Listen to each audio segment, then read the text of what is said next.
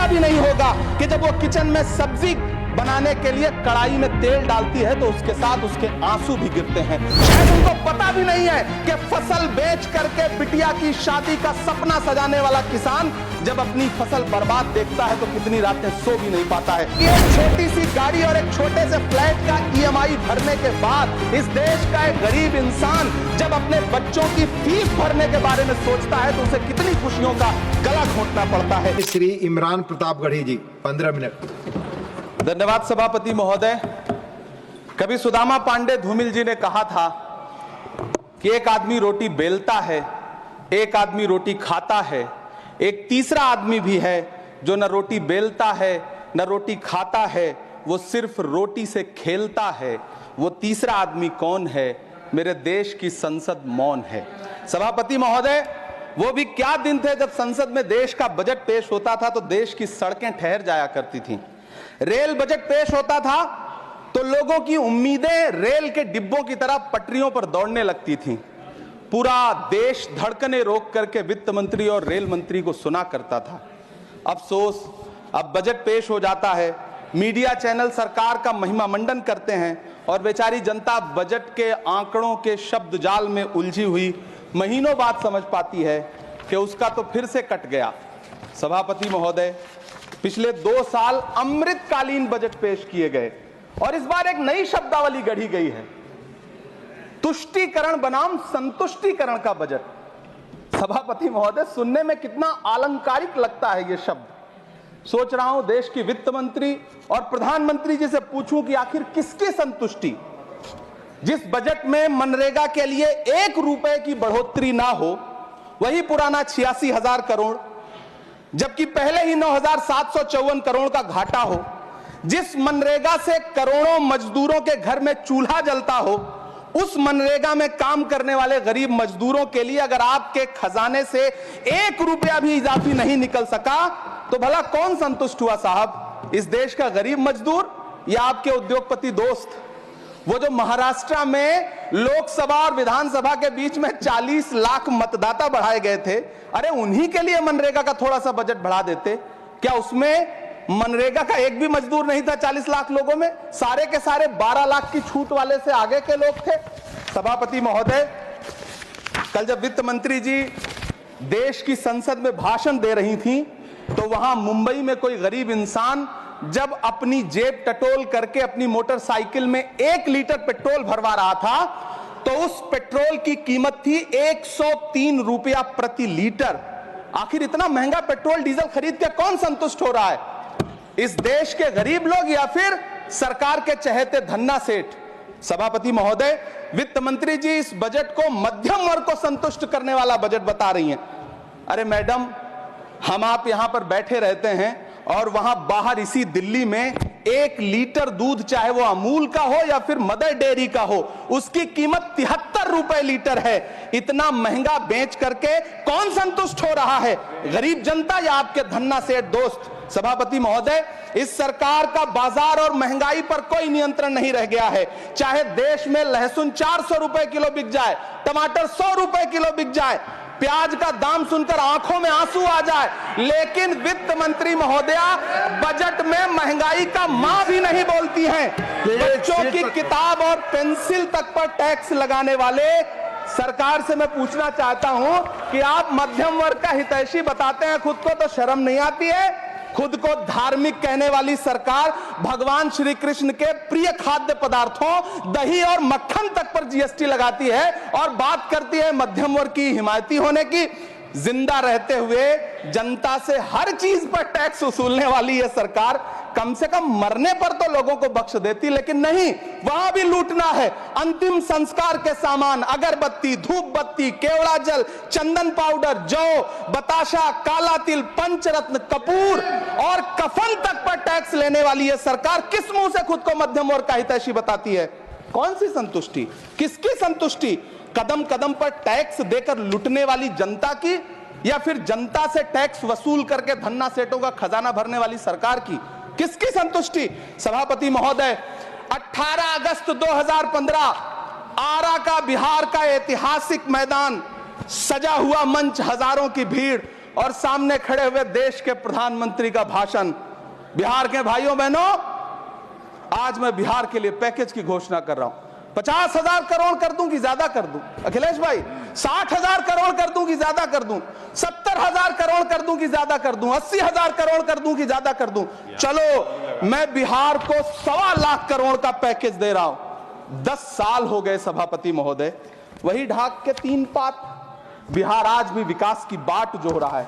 भाषण आज भी प्रधानमंत्री जी के यूट्यूब चैनल पर सुना जा सकता है। जो झूठ बोल के करता है मुतमईन सबको, वो झूठ बोल के खुद मुतमईन नहीं होता।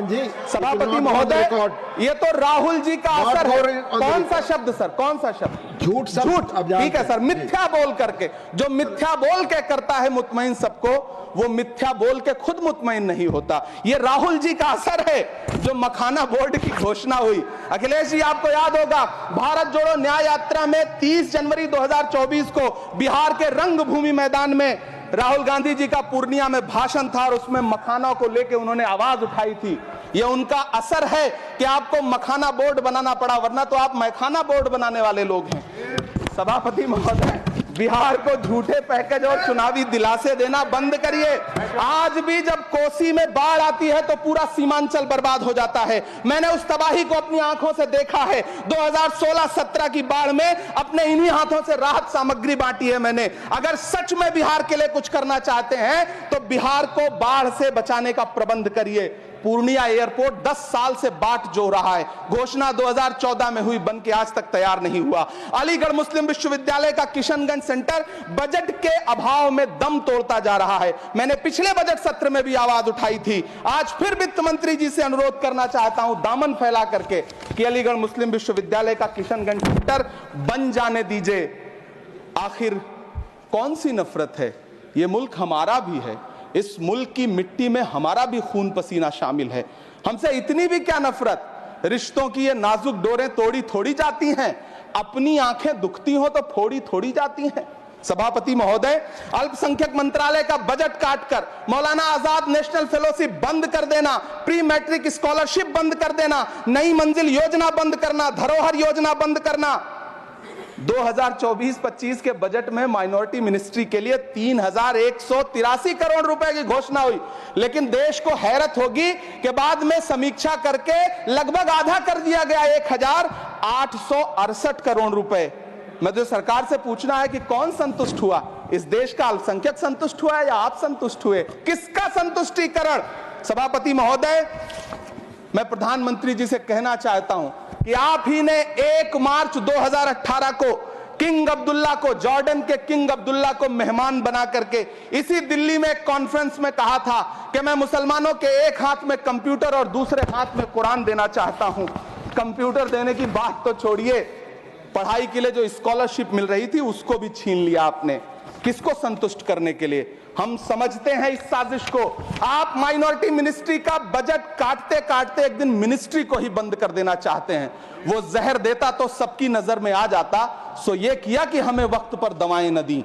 सभापति महोदय, मैं तो वित्त मंत्री जी से पूछना चाहता हूं आपके माध्यम से कि शायद आपको पता ही नहीं है कि गृहस्थी चलाने वाली एक गृहिणी की मुश्किलें क्या क्या होती हैं। आपने कभी सोचा भी नहीं होगा कि जब वो किचन में सब्जी बनाने के लिए कढ़ाई में तेल डालती है तो उसके साथ उसके आंसू भी गिरते हैं। सभापति महोदय, शायद उन्हें पता भी ना हो कि एक छोटी सी गाड़ी और एक छोटे से फ्लैट का EMI भरने के बाद इस देश का एक गरीब इंसान जब अपने बच्चों की फीस भरने के बारे में सोचता है तो उसे कितनी खुशियों का गला घोंटना पड़ता है। शायद उनको पता भी नहीं है कि फसल बेच करके बिटिया की शादी का सपना सजाने वाला किसान जब अपनी फसल बर्बाद देखता है तो कितनी रातें सो भी नहीं पाता है। सभापति महोदय, शायद वो कभी इस पीड़ा को समझ ही नहीं पाएंगी कि परिवार के किसी एक सदस्य को कैंसर जैसी बीमारी हो जाए तो घर और जमीनें गिरवी रख उठती हैं, लेकिन इलाज नहीं हो पाता। सभापति महोदय, इसी देश की संसद में कभी स्वर्गीय सुषमा स्वराज जी ने कहा था कि तब जब देश की करेंसी गिरती है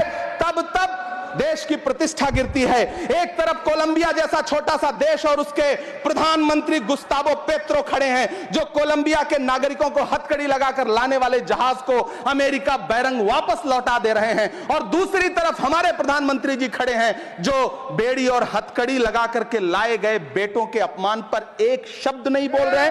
सभापति महोदय, मैं इतिहास के पन्ने पलट रहा हूं, मुझे दो किरदार याद आ रहे हैं। एक तरफ निक्सन के 7वें बेड़े की धमकियों के सामने लोहे की तरह अडिग इंदिरा गांधी खड़ी हैं, तो दूसरी तरफ खुद ही नमस्ते ट्रंप का नारा लगाते हुए प्रधानमंत्री जी खड़े हैं। मेरे कानों में सुषमा स्वराज जी की आवाज गूंज रही है। बहुत कम बोलने वाले डॉक्टर मनमोहन सिंह ने बहुत ज्यादा बोलने वाले प्रधानमंत्री जी को जब देश की बागडोर सौंपी थी तो $1.58 का था, आज 85 से 87 के बीच में झूल रहा है। इन दिनों रुपए की अहमियत गिरती है तो न तो देश की प्रतिष्ठा गिरती है, ना प्रधानमंत्री की गरिमा। जिस देश में 80 करोड़ लोगों को 5 किलो राशन के लिए कतारों में लगना पड़ता हो, उस देश में यह सरकार 12 लाख तक के टैक्स न लेने के लिए अपनी पीठ थपथपा रही है। हुकूमत इस कदर आवाम पर एहसान करती है, ये आंखें छीनती है और चश्मे दान करती है। सभापति महोदय, महाराष्ट्र का भिवंडी हो, मालेगांव हो, इचलकरंजी हो, यूपी का बनारस हो, मुआयमा हो, मुबारकपुर हो, रांची का छोटा नागपुर हो, बिहार का भागलपुर हो, हर जगह बुनकरों की उम्मीदें तोड़ रही हैं, लेकिन इस सरकार के पास उनके लिए कुछ भी नहीं है। मुरादाबाद का पीतल उद्योग, कानपुर का चमड़ा उद्योग, सहारनपुर का लकड़ी उद्योग, फिरोजाबाद का चूड़ी उद्योग, अलीगढ़ का ताला उद्योग, सब सरकारी प्लानिंग से तबाह हो रहे हैं। इन तमाम के बीच सरकारी सपोर्ट से बस एक उद्योग फल फूल रहा है, नोएडा का नफरत उद्योग। सभापति महोदय, जिस देश में 40 से 45% मेडिकल फैकल्टी की सीट खाली हो, वहां बजट में 75,000 नए मेडिकल सीट्स का ऐलान हो रहा है। सरकार बहादुर, कम से कम इस देश के पढ़े लिखे युवाओं को तो मूर्ख समझना बंद करिए। वो अब तिजारती पहलू निकाल लेता है। पहले 7500 मेडिकल सीट्स बाद में बनाइएगा, पहले जो एम्स में 2161 पद खाली पड़े हैं उनको तो भर दीजिए। वो अब तिजारती पहलू निकाल लेता है, मैं कुछ कहूं तो तराजू निकाल लेता है। मैं इसलिए भी तेरे फन की कद्र करता हूं तो झूठ बोल के आंसू निकाल लेता है। सभापति महोदय, फिर झूठ आया है, मैं उसे मिथ्या कर दे रहा हूं। शायरी में बार बार आ जाता है, क्या करूं महोदय। काश ये बजट, सभापति महोदय, वो एक शब्द मैं मिथ्या कर दे रहा हूं सर, वो एक शब्द को हटा दीजिए। ध्यान रखें, ऐसे जो भी शब्द होंगे आपके वहां। सभापति महोदय, काश ये बजट बीपीएससी के पेपर लीक की शिकायत करने वाले नौजवानों पर बरसती हुई पुलिस के लाठियों पे, जख्मों पर मरहम लगा पाता। सभापति महोदय, पिछले 80 दिन से 70 साल का एक बुजुर्ग एमएसपी की लीगल गारंटी मांगता हुआ आमरण अनशन पे बैठा हुआ है। काश ये बजट किसान नेता जगजीत डल्लेवाल की टूटती हुई सांसों की पीड़ा सुन पाता। काश ये बजट प्रतियोगी परीक्षाओं की तैयारी के लिए दिल्ली, कोटा, पटना, अहमदाबाद जैसे शहरों में, इलाहाबाद जैसे शहरों में किताबों के साथ गल रहे युवाओं के सपनों को जिंदगी दे पाता। काश ये बजट वंदे भारत के सुनहरे विजुअल के बजाय देश की गरीब जनता को कुछ और पैसेंजर ट्रेनें दे पाता। काश ये बजट सीनियर सिटीजन को ट्रेन टिकटों में मिलने वाली रियायतें वापस लौटा पाता, जिनको सरकार ने कोविड के नाम पे छीन लिया था। काश ये बजट किसानों की राह में कीले नहीं बल्कि कालीन बिछाने वाला बन पाता। काश ये बजट सरकारी मालिकों को यह समझा पाता कि नेहरू को कोसने से अर्थव्यवस्था नहीं सुधरेगी, उसके लिए डॉक्टर मनमोहन सिंह साहब की अर्थ नीति अपनानी पड़ेगी। पिछले 11 साल से नेहरू जी को कोस रहे हैं, आखिर कब तक कोसिएगा? थोड़ा पंडित नेहरू जी के बारे में पढ़िए, तब पता चले कि पंडित नेहरू की शख्सियत का नाम है। दुनिया का पहला ऐसा राजनेता जिसने अपनी जिंदगी की आजादी के लिए, देश की आजादी के लिए 3259 दिन अंग्रेजों की जेल में बिताए। पंडित नेहरू एक ऐसे महान शख्स जिनके पिता पंडित मोतीलाल नेहरू, जिनकी बहन विजय लक्ष्मी पंडित, जिनके बहनोई पंडित रंजीत सीताराम, जिनकी बेटी इंदिरा गांधी, जिनके दामाद फिरोज गांधी, सब ने अंग्रेजों से लड़ते हुए स्वतंत्रता आंदोलन में जेल काटी। आप किस मुंह से उनकी लकीर छोटी करने की बात करते हैं? नहीं कर पाइएगा, 7 जन्मों में नहीं कर पाइएगा, क्योंकि जिस्म की मौत कोई मौत नहीं होती है। जिस्म मिट जाने से इंसान नहीं मर जाते, धड़कने रुकने से अरमान नहीं मर जाते, सांसें थम जाने से ऐलान नहीं मर जाते। जिस्म की मौत कोई मौत नहीं होती है। सभापति महोदय, मैं आपके सामने खड़ा होकर के एक बहुत छोटी सी कहानी सुनाना चाहता हूं कि महान बादशाह सिकंदर ने जब यूनान फतेह किया तो जीत का जश्न मनाने के लिए शहर की सड़कों पर निकला। तो उसने देखा कि पूरा शहर तो जश्न मना रहा है, एक फकीर सड़क के किनारे चादर तान के सो रहा है। सिकंदर को गुस्सा आया, घोड़े से उतरा, उस फकीर के पास गया और उसे सोता देख करके उसे जोर की एक लात मारी और लात मार के कहा कि क्यों रे फकीर, मैंने यूनान फतेह कर लिया, लोग जश्न मना रहे हैं और तू सो रहा है। उस फकीर ने उन्नीदी आंखों से सिकंदर को देखा और देख करके कहा कि शहर जीतना बादशाहों का काम है, लेकिन लात मारना तो गधे का काम है। सभापति महोदय, गरीब जनता को लात मारना बंद करिए। ये अमीरों के लिए बनाया गया बजट है, ये निराशाजनक बजट है। हम अमृतकाल सुनते आ रहे थे, ये अमृतकाल इतनी जल्दी समाप्त हो गया कि अब अमृतकाल का कोई नाम तक नहीं लेना चाहता है। इसलिए मैं इस सदन में खड़ा होकर के देश की वित्त मंत्री महोदया से कहना चाहता हूं कि आपने अल्पसंख्यकों के बजट में जो कटौती की है उसको बहाल करिए। आपने मनरेगा को जो स्थिर रखा है उसका घाटा 9,754 करोड़ है, कम से कम उतना बढ़ा करके फिर से उसे बहाल करिए। नौजवानों के लिए रोजगार दीजिए, किसानों को एमएसपी की लीगल गारंटी दीजिए। यही मैं आपसे अपील कर रहा हूं। धन्यवाद सर, आपने इतना जो समय दिया उसके लिए शुक्रिया। माननीय श्री बाल योगी